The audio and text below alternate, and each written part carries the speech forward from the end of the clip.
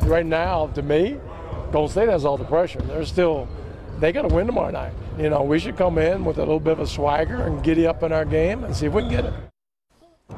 So Steve Kerr said today in response to that, he's right, we're at home, so if they win, they have home court advantage. He then joked that the pressure's kind of on Houston, too. Paul, do you agree with Antonio that the Warriors... I think he tried to psych his team out. There's no pressure on the Warriors. The Warriors are at home where they haven't lost a game in years in the playoffs. 15 straight. That's an NBA record. Exactly.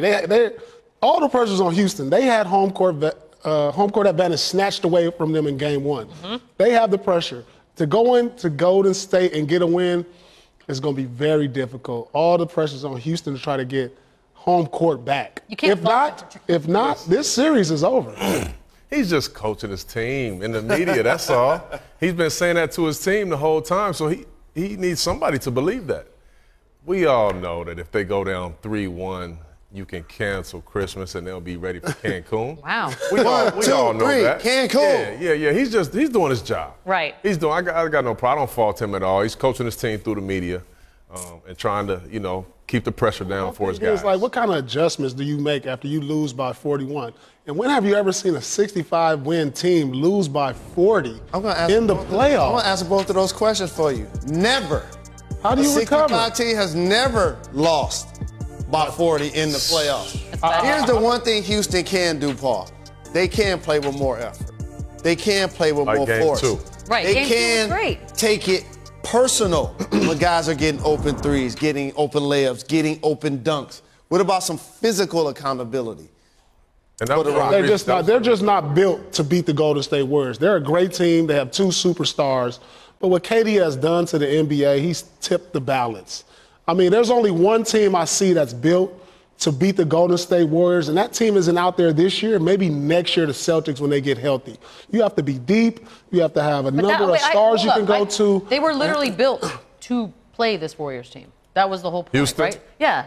They were built to close the gap, which they did close the gap, but they're just not there yet.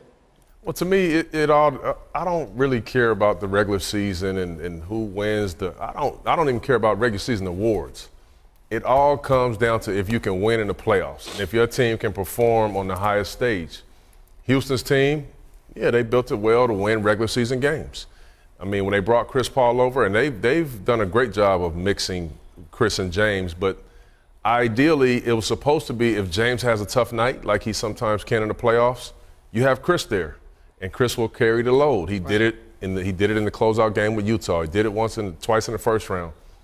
That team lost by 40 points when that was supposed to happen yesterday. I'll tell you one thing. This game four can be a defining moment for James Harden right here. We remember in Game 6 last year versus Spurs where he stunk up the gym. They get eliminated. Spurs didn't have Kawhi. This can be a career-turning game for James Harden. If he has a big game. Okay. You mean if he wins? If he wins and he has a big game. All those things that we said about Harden, a lot of things have been said. He always has that game where he doesn't perform well. In so many words, we said he choked. He choked last year. Are you concerned, though? Because he has dropped off. So this is the game. This is the game right here that people want to watch. No question about it. And here's why. The best players usually perform on the road because the role players aren't going to perform as well. So it's not just James. It's CP3 also. You just said superstars, Paul. For both of them. And Mr. Big Shot, you just said they brought CP and James to mix. The problem is they haven't been mixing. They've been taking turns. And against bad teams, you can do that, Beads. But when Chris Paul hasn't had over 6 assists in 3 straight games, that means him playing off the ball is affecting his playmaking. That's probably the best part of his game. Well, let's talk about why he only has that many assists. Because they just play isolation basketball. And you can't get an assist when you're just going one-on-one against a guy that you think you can beat. And you can also take it to the bank. You can't beat the Warriors that way. Both teams switch a lot of things. The difference is when the Warriors switch, they don't help. When they get switched, they still move the basketball. They still pass. They still cut. They still backdoor. When the Warriors switch against the Rockets, everybody just stands around and takes a picture and watches Chris and James just play basketball. And that's why the depth lineup is clutch. But what do you say about this, though? They missed 19 layups. They missed multiple. That's the reason he's shots. not getting assists. You got to make shots. I mean, it's not like They're not CP's used not. to shooting layups. They Yeah, that's only true. shoot threes Well, and free throws. What do you guys missed think about a number of team layups. missing 19 layups? Hey, it's hard to win. That's that a way. tough night. That's a tough night. Nobody does that. That's But just like a I tough said, Harden has to have a career-defining game in these next two. It may have to come. It has to come tomorrow, and they have to get the win. You know, every great superstar throughout any generation has that game where it's just a career-defining. You know, we talk about when LeBron James came to Boston in Game 6, and that turned his whole career all the way around to a championship player.